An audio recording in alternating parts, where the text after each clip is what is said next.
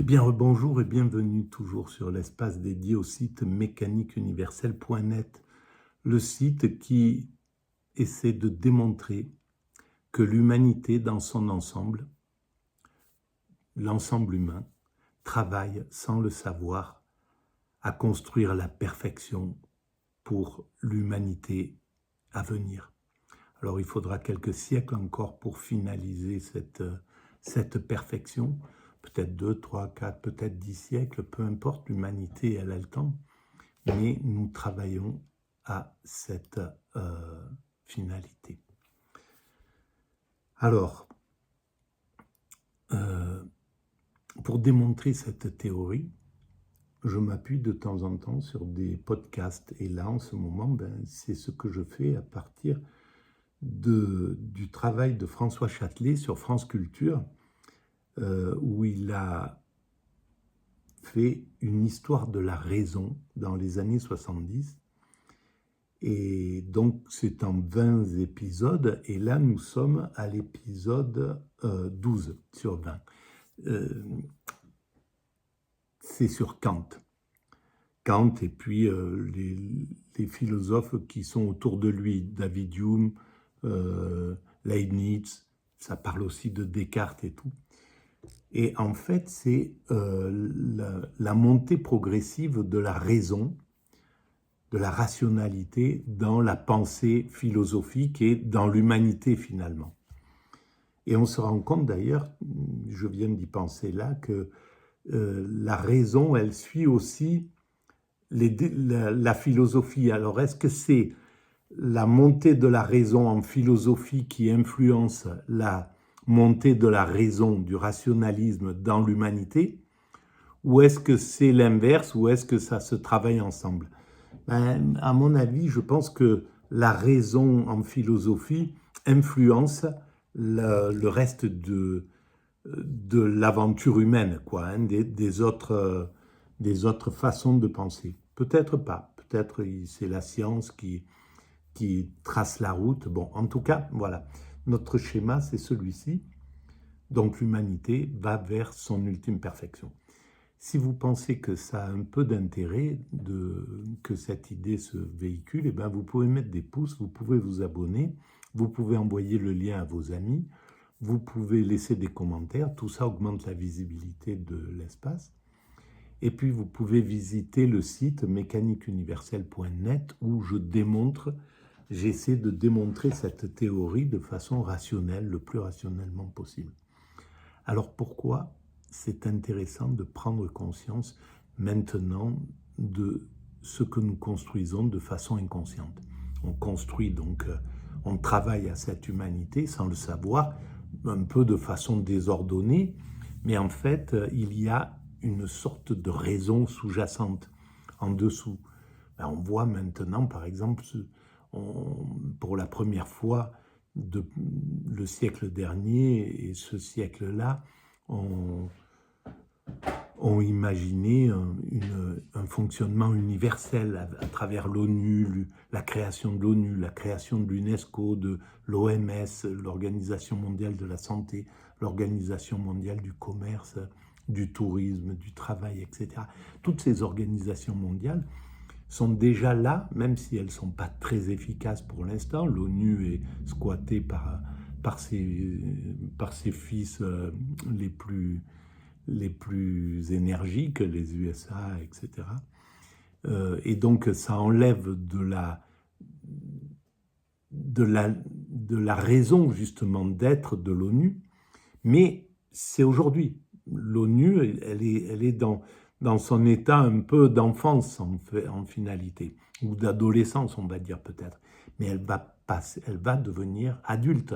Il faudra peut-être un siècle pour qu'elle devienne adulte, peut-être moins, peut-être dans 20, 30 ans, les États-Unis, la Chine, la Russie, toutes les grandes puissances auront fait vraiment vœu d'allégeance à l'ONU. Pour l'instant, ce n'est pas le cas. C'est les enfants terribles qui disent au père symbolique, qui est l'ONU, je fais ce que je veux. Voilà, si je veux maltraiter mon frère, je le fais.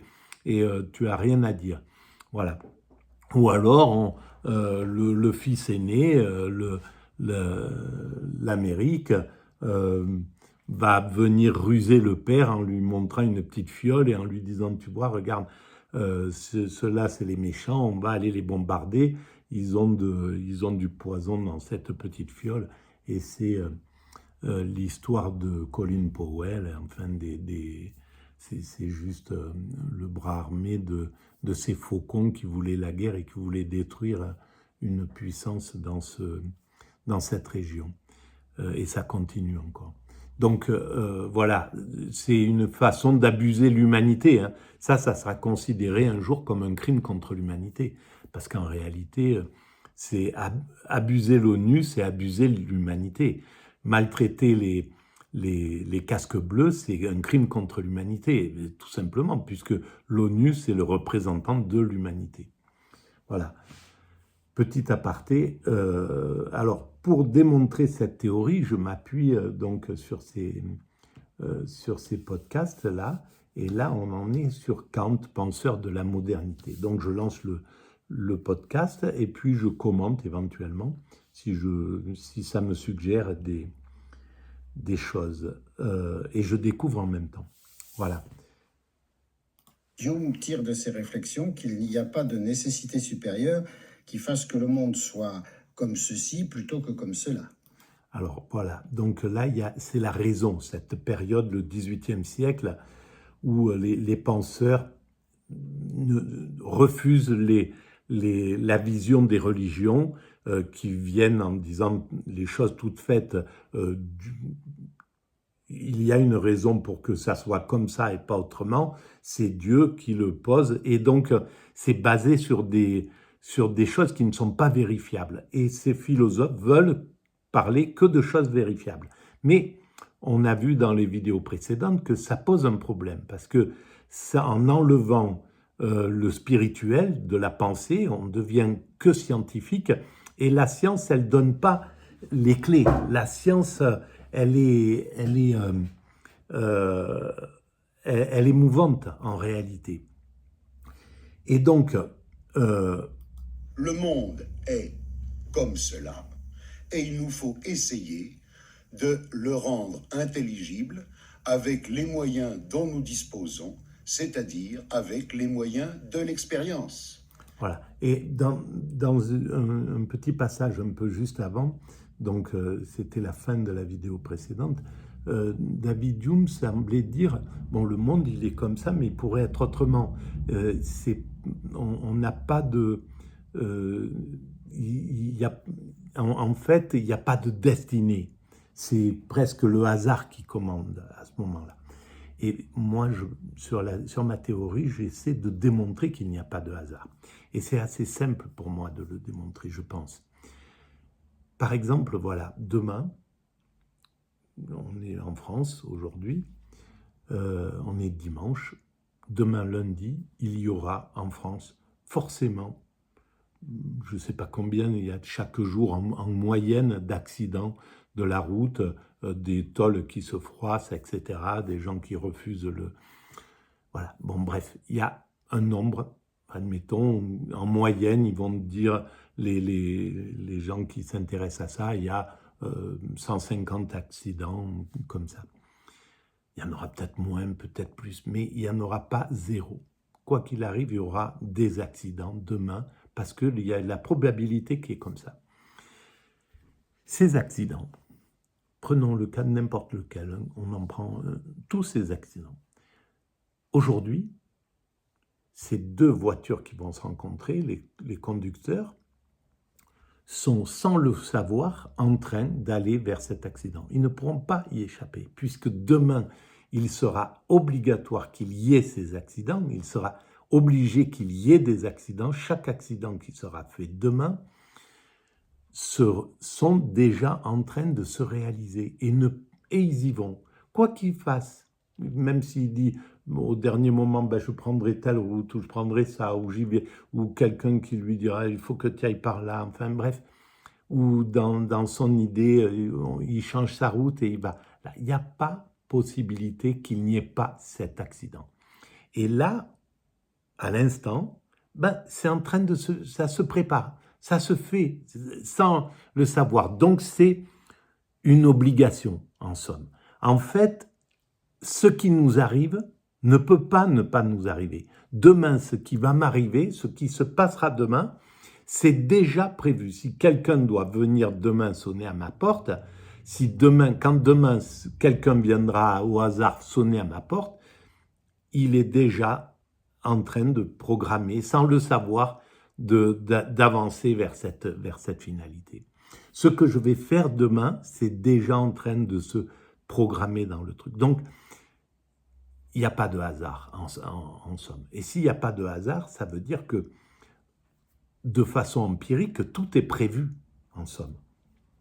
Et ça enlève le fait de dire que le monde pourrait être comme ça ou autrement. Il est comme ça, il ne peut pas être autrement, en réalité. L'autre version, on n'a pas le choix en définitive. Quand on dit j'ai le choix, voilà, il y a de l'eau là, et là il y a un petit gâteau. J'ai le choix de prendre l'un et l'autre. Quoi qu'il arrive, ce que je vais prendre, ça abolit l'autre. L'autre, c'était juste un alibi du choix que je vais prendre. Que je prenne l'eau ou que je prenne le gâteau, c'est ce que j'aurais fait. C'est ce qui aura été la réalité de l'action. L'autre, ça n'existe pas. Pour qu'il y ait un véritable choix, il faudrait qu'on puisse expérimenter les deux fois en même temps. Qu'on fasse le choix 1, le choix 2 en même temps, et à ce moment-là, on voit ce qui se fait. Mais quoi qu'il arrive, il n'y en a qu'un qui se réalise. Et ça, c'est la réalité. L'autre, c'est un moyen d'arriver à cette réalité qui a été faite. Il n'y a pas un ordre du monde qui correspond à une raison supérieure, homogène et unifiée. Eh bien, ça prouve ce que je viens de dire, prouve l'inverse, prouve qu'il y a une raison, prouve que dès le départ, la façon dont ça s'est fait empiriquement, ça ne peut pas ne pas se faire. Et les scientifiques, certains scientifiques disent que le monde ne pouvait pas, la vie ne pouvait pas ne pas apparaître. C'était une obligation qu'elle apparaisse. Dans la configuration des choses, c'est une obligation qu'elle apparaisse.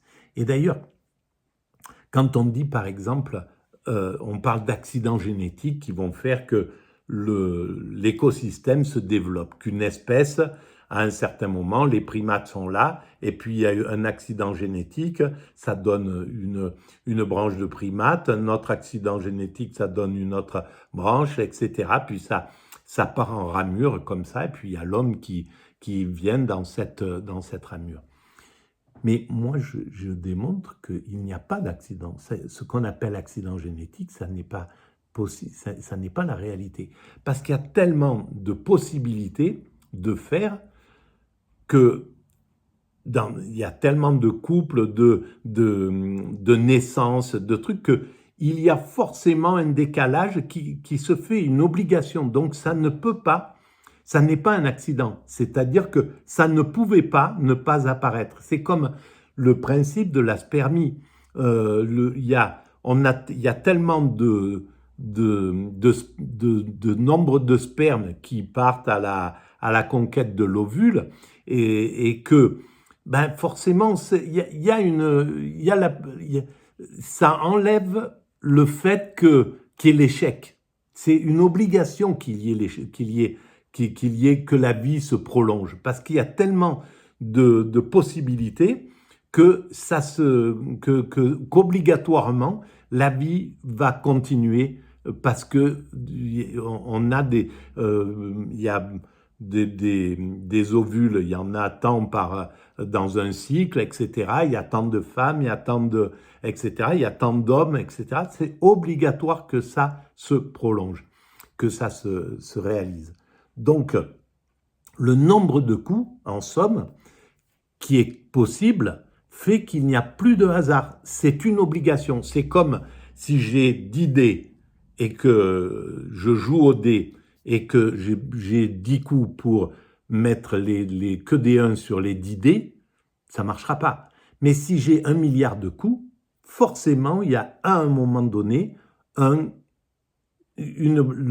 ça marchera. Il y aura toujours un jour où tous les 1 seront assemblés. Voilà.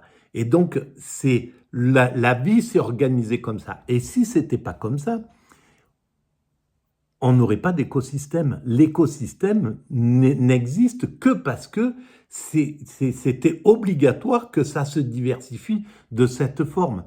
Et la vie n'existe que parce qu'il y a cet écosystème. Donc, c'est une obligation, en somme. Et donc, en gros, le principe à l'origine de l'univers a prévu tout ce qui se passe.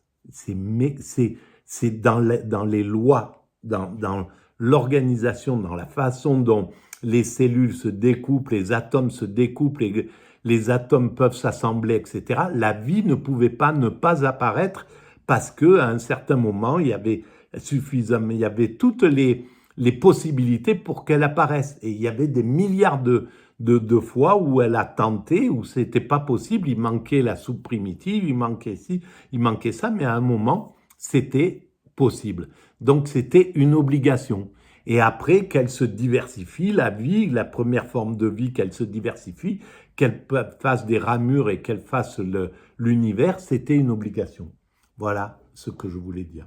Donc, en fait, j'ai bien récupéré mon... Il y a des ordres du monde que nous avons à essayer de saisir, que nous avons à essayer de comprendre. Voilà, il y a un désordre du monde qu'il faut comprendre. Mais il suffit il faut le comprendre, en fait. Le désordre, il est... je suis désolé, il faut que je charge. Le désordre, il est juste la marque de notre incapacité à comprendre l'ordre pour l'instant. Mais cet ordre, on va le comprendre. Maintenant, on a des capacités de calcul d'ordinateur qui sont inouïes, qui se profilent devant nous. On va pouvoir modéliser tous les systèmes, on va comprendre. L'IA va nous projeter dans la compréhension de ces choses. Il est remarquable d'ailleurs que Hume s'oriente quant à lui de plus en plus vers une espèce de physique de la qualité sensible et que de plus en plus, rompant complètement avec le problème cartésien, il veut faire de la science simplement un moyen de mieux vivre quotidiennement. Souvent, je me prends à me demander... Je vais m'arrêter là pour cette vidéo. On va la reprendre dans la foulée. Donc, qu'est-ce qu'il veut dire par là? C'est intéressant à savoir. Il reste 10 minutes d'écoute. Ça sera pour la prochaine vidéo. Voilà, mais le plus important, c'était qui était à dire là, c'était justement sur hasard ou nécessité, hasard ou déterminisme. Et bien sûr qu'à l'époque de Hume, c'était logique de le penser ainsi. Et même encore aujourd'hui, il nous manque encore les capacités de calculer tout, de pouvoir... Par exemple, au CERN, ils font exploser des atomes et puis on arrive à des moments où les bosons ou les choses les plus infimes de la matière, c'est fou parce que en partant d'un noyau et des électrons, on a réussi déjà à les découper de façon incroyable. On arrive aux quarks, on arrive aux couleurs, on arrive aux saveurs, on arrive à des choses hallucinantes au niveau de la matière qui n'existent plus dans cette chose-là. Et on n'arrive pas à distinguer, à savoir si ça passe ici, si c'est là, etc. Sa présence, on sait qu'elle est peut-être là, mais on parviendra à comprendre ça, comme le reste. On parviendra à comprendre la logique de ça, parce qu'il ne peut pas y avoir de désordre. C'est obligatoire qu'il y ait un ordre, sinon ça ne tient pas. Parce que si un électron ne se comporte pas comme il le faut, ben le monde il s'écroule. Tout simplement.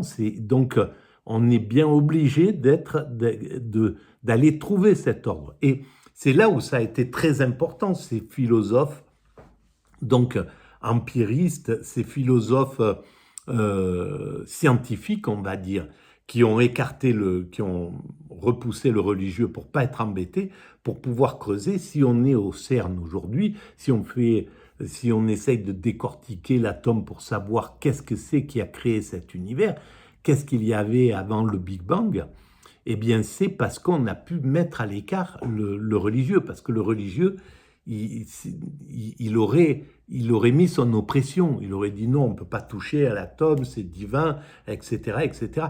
Donc on est obligé d'avoir la philosophie comme la science a dû prendre le pouvoir sur le religieux. Le religieux a eu le pouvoir avant, il a fait son œuvre, il a été très important, l'œuvre du religieux entre 4 ou 5 000 avant Jésus-Christ et puis la naissance de la pensée rationnelle. On peut parler juste à la fin du Moyen-Âge, au début de la Renaissance, de ce qu'on appelle la Renaissance. C'est clair que elle a rendu un service inouï à l'évolution de l'humanité. Mais il y a eu la logique de l'arrivée de la science, et la science, et maintenant on arrive au moment où on peut raccorder les deux et travailler de concert.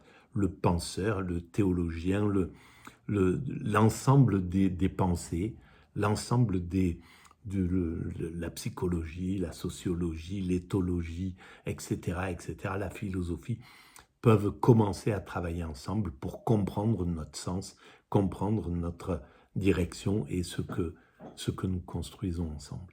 Voilà, je vous remercie et à très bientôt.